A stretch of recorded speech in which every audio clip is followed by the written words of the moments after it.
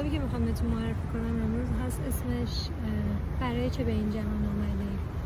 این کتاب زیبا در مورد این حرف میزنه که تو خاص و منحصر به فردی و هر کسی توی این دنیا بهر کاری آمده و خیلی خوبه که ما بفهمیم دلیل اومدنمون چیه و چجوری این ارزش‌ها رو تو وجودمون میتونیم پیدا کنیم و توی این مسیر میتونیم ازش استفاده کنیم. زندگی تو مال خودت هست. شاید به این جهان آمده ای تا به جاهایی که تاریک ماندن نور بتابانی. فقط کافی است دنیای درونت را کشف کنی تا قدم به جهانی بگذاری که شاید همیشه منتظر کسی درست شبیه تو بوده باشد. خیلی این کتاب من دوست دارم. شاید فقط خودت هستی که نمیدانی واقعا چقدر میتوانی توانمند باشی. شاید خودت نمیدانی چقدر اهمیت داری.